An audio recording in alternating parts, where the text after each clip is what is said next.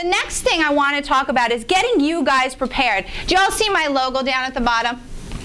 I am known as the technology therapist. Okay, so if we're going to have a little therapy session here, before you begin on your journey, there are 3 things that I really want to prepare you for. Okay, as a good therapist, I want to make sure that you're all understanding of the world you're embarking on.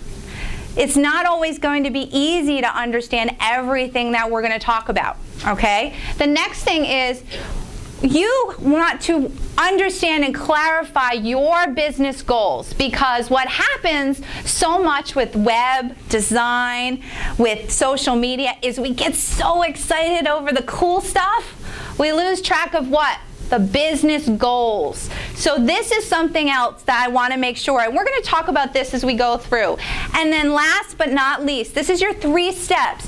As you go through, whoever you work with, if you're working, even if you're sitting down with a counselor at like a SCORE, you're working on your business plan with FEGS, these are things to think about. Create your plan before you start your journey. I can't begin to tell you how many people have started on something and they're not seeing a return because they just jumped onto Pinterest and they went, well, how come everybody else is making money and I'm not? Or how come I'm not? Because they didn't step through these 3 things. So this, for me, is one of your biggest takeaways today, is whatever you do, website, mobile, okay, social media, understand the world you're getting involved in, make sure you clarify your business goals, and, of course, create the plan before you start. Because we need to know where we're going, right? Can I get the group head nod? Yes. My bad corny joke is I am an only child, so I require feedback. Okay, so let's start by talking about the wonderful world of websites. So first of all, today's WWW, in my mind, is about providing an integrated customer experience. Customers today, they're spoiled. We're spoiled as consumers. Now, you have to get out of being the business owner now, and you got to think about the consumer for a second. You know, we don't have the money that Amazon has, and we don't have the money that Hulu has, but we have to still try and compete with those technologies in some way, because people are expecting that your website is basically found through search and mobile and social technologies. So you do want to make sure that you're thinking about this as you're putting your websites together. The other thing is, this is not disputable.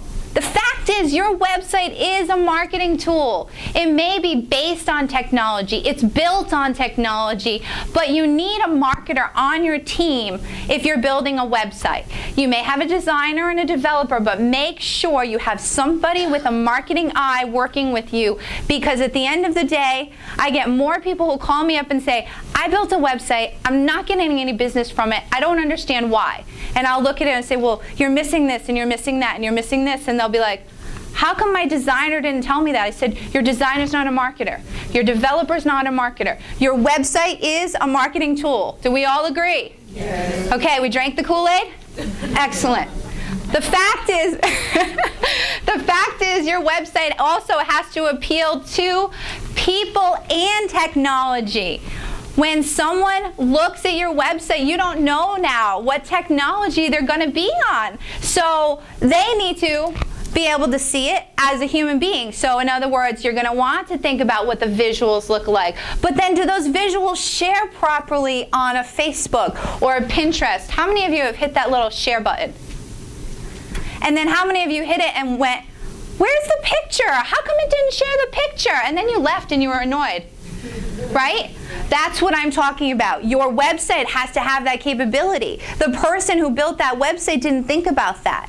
Okay? Very important things for you to think about. And then with people, it can't be all text, but Google loves all text. So we have to find that balance. This is why I said this is the understanding part. The world is not as simple as it was 5 years ago. I actually thought my business was going to go out of business until tablets came out. I was like, yes. Because the web got way more complicated. I know, but we're going to talk about some things you can do to build your own websites. And I thought, everybody's going to go out and build their own websites. They're never going to need me anymore. And then I started to realize things are getting more complicated with more options. So this is one of the things you really want to think about.